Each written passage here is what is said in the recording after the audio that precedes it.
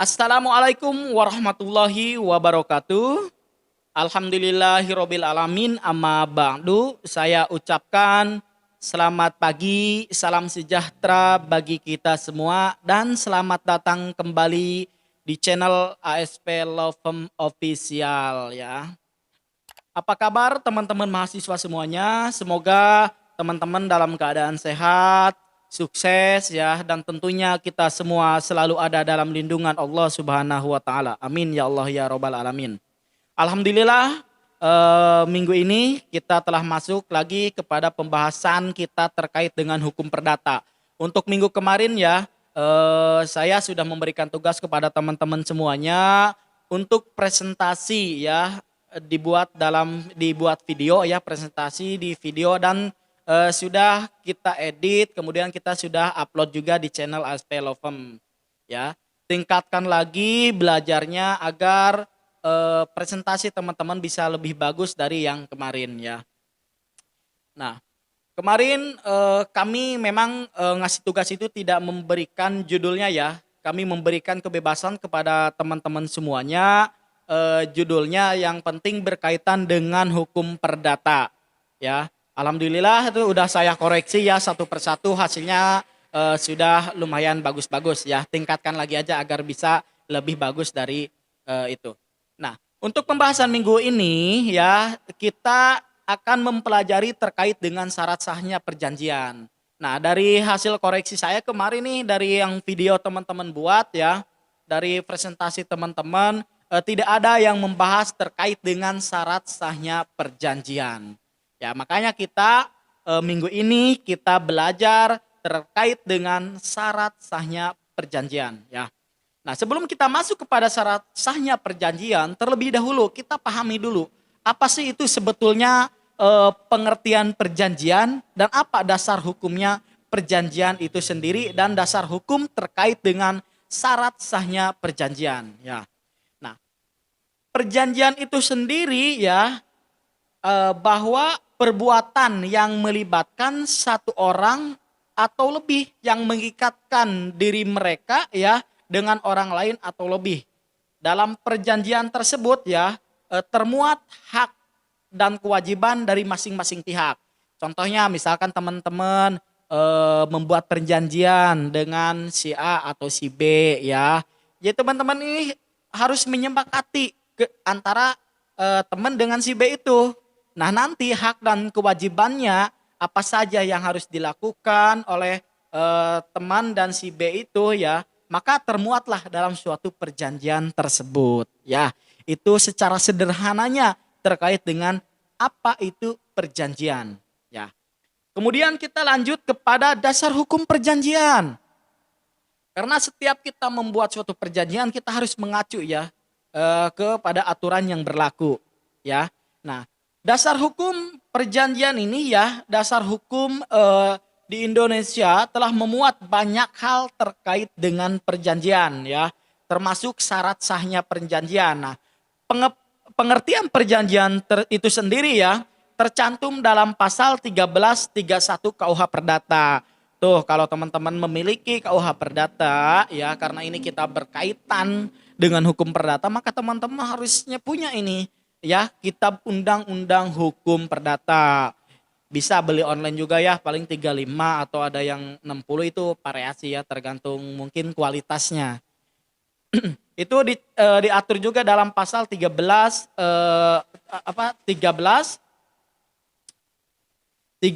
pasal 13 ya, jadi 1313 KUH Perdata. Nanti teman-teman buka aja bahwa dalam pasal tersebut ya menyebutkan ya, ini menyebutkan bahwa suatu perjanjian adalah suatu perbuatan dengan mana satu orang atau lebih mengikatkan dirinya terhadap satu orang lain atau lebih.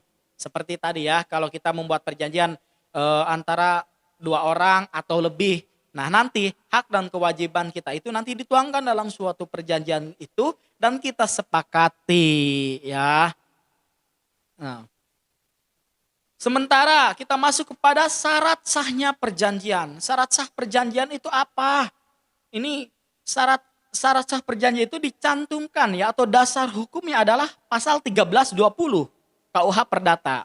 Ya, jadi lagi-lagi nih kita berbicara terkait dengan pasal. Ketika kita berbicara terkait dengan pasal, maka teman-teman semuanya harus memiliki KUH Perdatanya. Agar ketika melihat video ini, yang menonton video, mendengarkan ini sambil mengerjakan tugasnya, teman-teman bisa buka tuh KUH Perdatanya. Jadi sesuai enggak dengan apa yang saya sampaikan gitu kan. Jadi dibuka lagi. Nah, dalam pasal 1320 KUH Perdata itu ada 4 syarat sahnya perjanjian ya. Agar bisa syarat sahnya perjanjian, satu itu ada yang syarat kesepakatan. Kedua ada kecakapan, kemudian yang ketiga ada objek, dan keempat halal.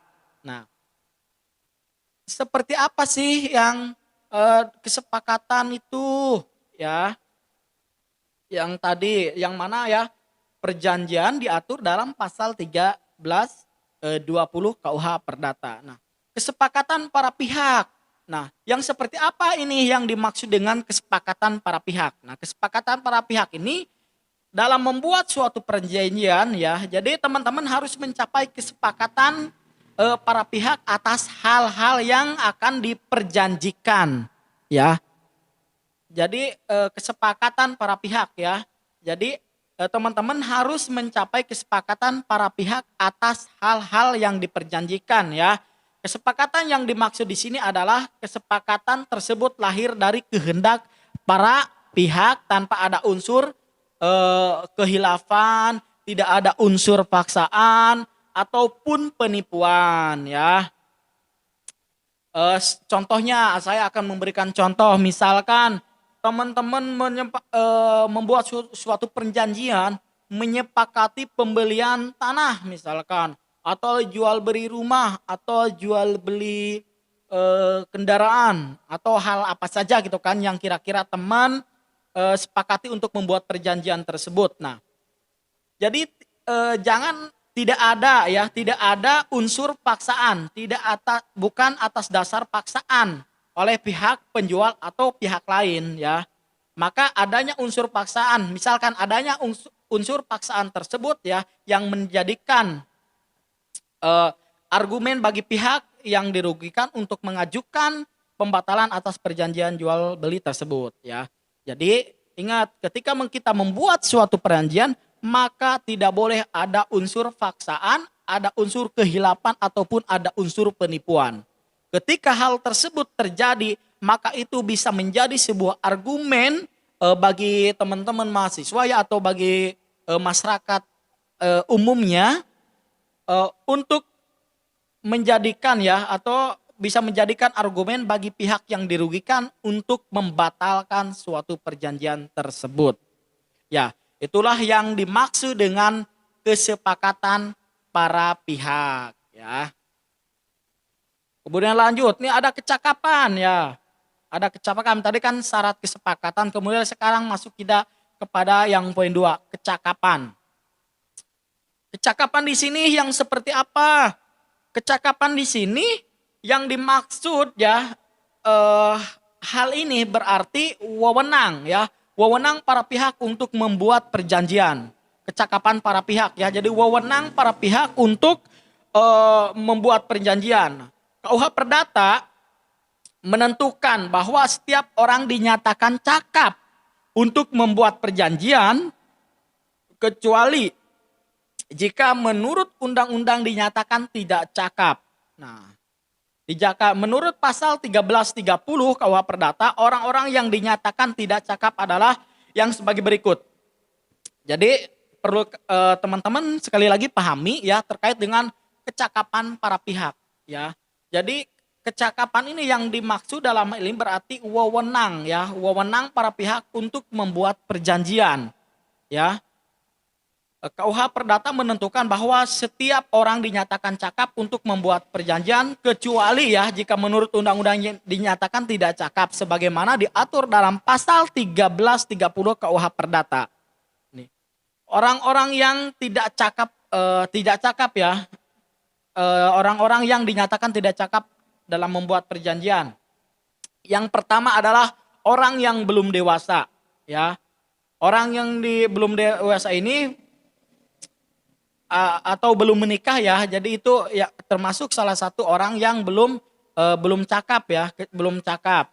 Nah, contohnya misalkan seorang anak yang baru berusia 8 tahun atau misalkan baru berusia 7 tahun atau 9 tahun tidak membuat perjanjian untuk dirinya sendiri ya. Jadi itu satu yang tidak cakap ya. Menurut undang-undang itu orangnya belum dewasa, kemudian yang poin keduanya berada di bawah pengampuan, kemudian nah ada dua ya, ada dua nih yang orang-orang yang dinyatakan tidak cakap ya. Berada di bawah pengampuan. Orang yang di bawah pengampuan itu yang seperti apa? Seseorang yang dianggap di bawah pengampuan ya, belum menikah. Pengampuan ya, apabila ia sudah dewasa ya, namun karena keadaan mental atau pikirannya yang dianggap kurang sempurna atau maka dipersamakan dengan orang yang belum dewasa. Itu yang orang yang di bawah pengampuan ya, pengampuan. Kalau kita melihat ya berdasarkan pasal 433 KUH Perdata ya, seseorang yang dianggap berada di bawah pengampuan itu apabila orang tersebut dalam keadaan sakit jiwa ya, dalam keadaan sakit jiwa, kemudian memiliki daya pikir yang rendah serta yang tidak mampu mengatur keuangannya sendiri menyebabkan keborosan yang berlebih.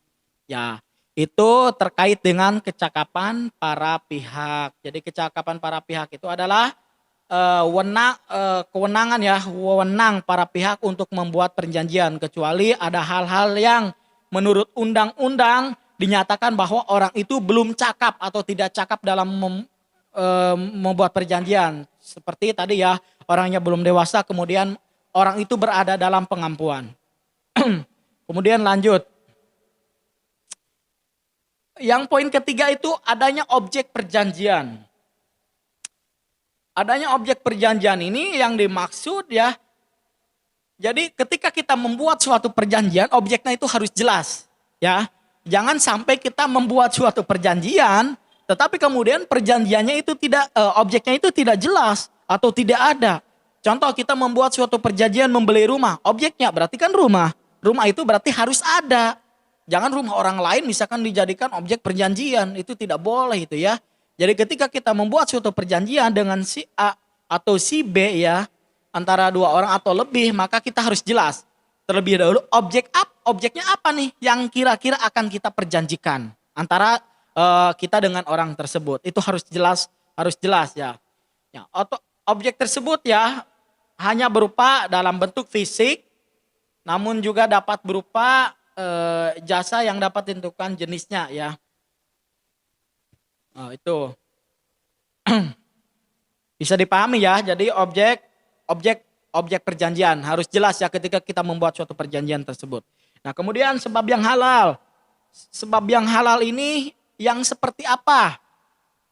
Jadi sebab yang halal ini yang berhubungan dengan isi perjanjian itu sendiri. Sebab yang halal.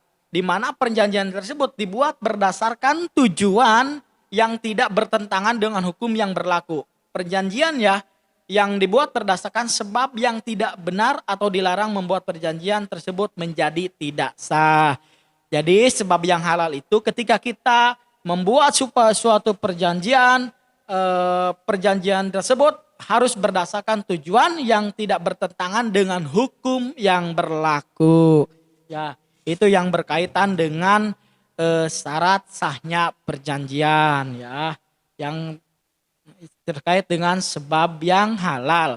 Jadi nanti kalau memang kalau ada yang nanya kepada teman-teman, sebetulnya syarat sah perjanjian itu apa? Nah, teman-teman sampaikan bahwa syarat sahnya perjanjian itu diatur dalam pasal 13, 20 yang mana meliputi tentang syarat kesepakatan, ada kecakapan ya, terus ada objek dan halal ya. Uraiannya tadi sudah saya sampaikan. Nah, Demikian materi perkuliahan minggu ini. Ini adalah sebagai pengantar teman-teman ya untuk teman-teman kuliah. Nanti teman-teman bisa mencari referensi yang lain ya yang berkaitan dengan apa yang telah kita bahas ya, yang berkaitan dengan hukum perdata atau dengan syarat sahnya perjanjian. Nah, teman-teman juga bisa mencari contohnya ya. Contohnya perjanjian-perjanjian yang kira-kira diingkari atau tidak sesuai dengan pasal 1320 ini ya. Nah, apabila ada pertanyaan-pertanyaan boleh teman-teman tulis di kolom komentar di bawah ini ya. Kemudian boleh langsung tulis di grup atau ada saran dan masukannya boleh ya. Demikian yang bisa saya sampaikan, kurang dan lebihnya mohon maaf. Wabillahi taufik wal hidayah. Assalamualaikum warahmatullahi wabarakatuh. ASP lapor, kami hukum, jauhi hukuman.